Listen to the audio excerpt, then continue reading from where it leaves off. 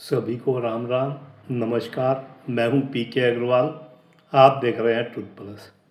साथियों, आज चर्चा करेंगे अभी हाल में अफ़गानिस्तान के विदेश मंत्री हामिद मुत्तकी जी भारत आए थे और उसी दौरान पाकिस्तान ने अफ़गानिस्तान पर हमला कर दिया था।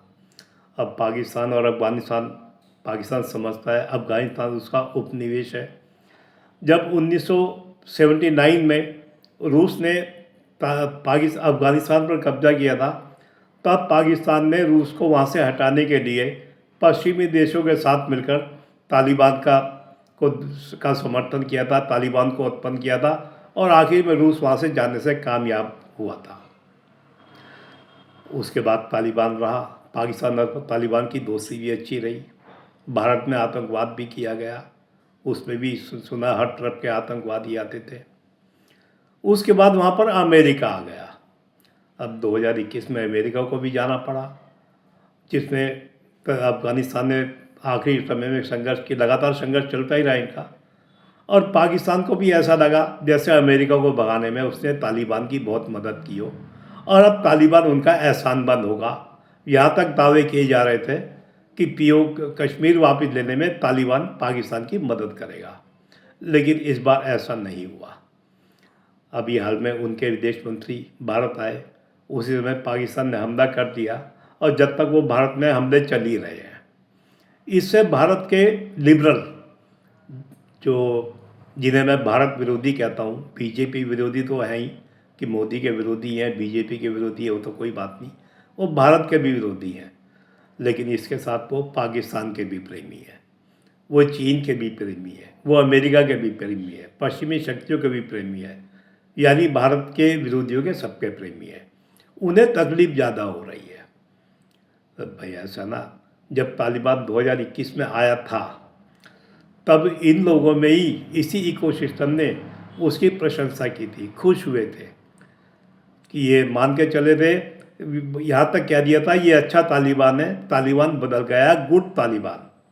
खैर समय बदला, भारत सरकार ने यद्यपि मान्यता नहीं दी अभी तक, लेकिन संबंध एक बार तरह से बना दिए अफ़गानिस्तान से। अब विदेश मंत्री उनके भारत आए तो उन्हें तकलीफ़ होने लगी कि भारत सरकार ने कैसे बुला लिया तालिबान के विदेश मंत्री को। तालिबान तो ऐसा है, ख़राब है। तालिबान के विदेश मंत्री देवन भी गए। अब नोट करना, ये इकोसिस्टम जो 2021 में ये कह रहा था, इसी इकोसिस्टम के कुछ लोग जो 2021 में तालिबान को अच्छा बता रहे थे, आज उन्हें तालिबान ख़राब लगने लगा। लेकिन आज ये भी नोट करना, ये तालिबान के खिलाफ़ कम बोलते हैं और देवन के खिलाफ़ तो बोलने का मतलब ही नहीं उठता इनका, जिससे इन्हें आमंत्रित किया और एक उपाधि भी दी है। इन्हें बोलना केवल भारत सरकार के खिलाफ़ है और किसी के खिलाफ़ नहीं बोलना। आपको याद दिलाएं, जब पहलगाम में हमला हुआ, इनका निशाने पे पाकिस्तान शायद ही कभी रहा हो। इन्होंने तो भारत पर ही हमले किए कि सुरक्षा क्यों नहीं उपलब्ध कराई गई। ये ऑपरेशन सिंदूर से भी खुश नहीं थे। इन्हें पाकिस्तान के पर आतंकवादी ठिकाने नष्ट हुए या एयरबेस नष्ट हुए, इन्हें कोई खुशी नहीं थी। इन्हें दुख था कि भारत रूस यूक्रेन की तरह या इजराइल गाजा की तरह लंबे युद्ध में क्यों नहीं उलझा। क्योंकि भारत अगर लंबे युद्ध में उलझता तो भारत की अर्थव्यवस्था में नकारात्मक प्रभाव आता और ये बेचारे गिद्ध, राजनीति के गिद्ध, ये तो बर्बादी पर ही राजनीति करते हैं।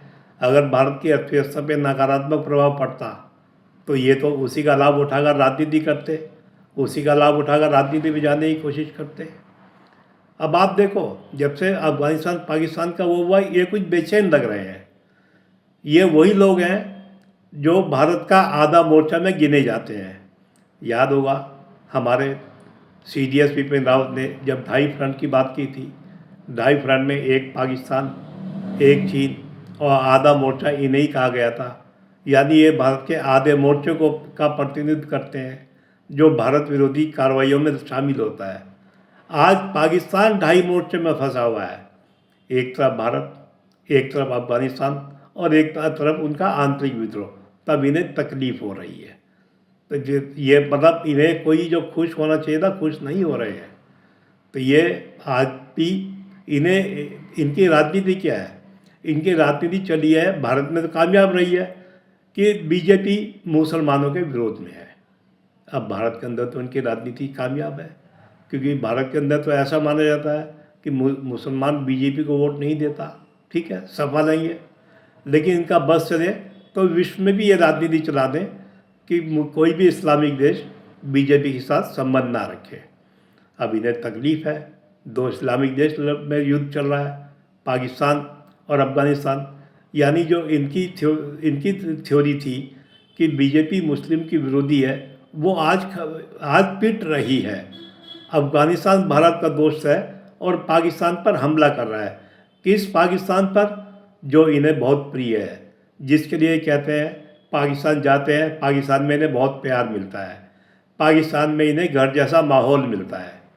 इनमें से कोई भी कभी पाकिस्तान जाकर बसेगा नहीं, शायद किसी को नागरिकता भी नहीं मिलेगी।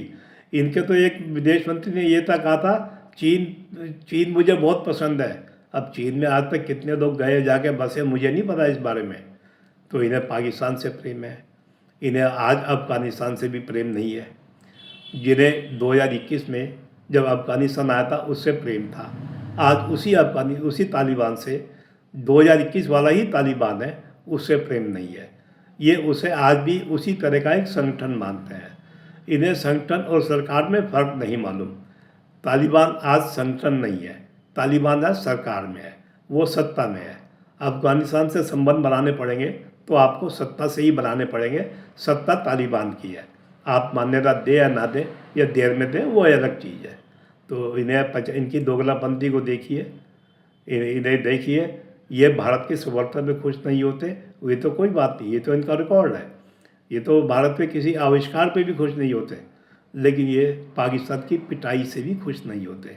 ऑपरेशन सिंदूर में, जैसे मैंने आपसे कहा, इन्हें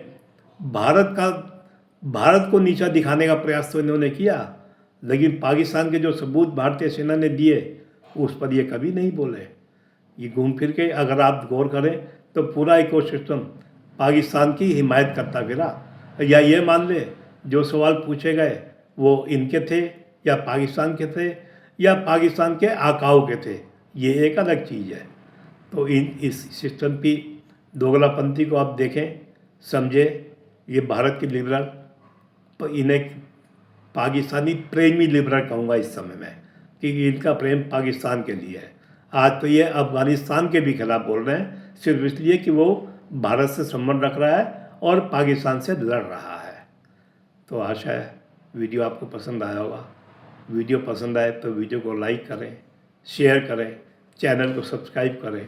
फिर मिलते हैं अगले वीडियो में, तब तक के लिए धन्यवाद।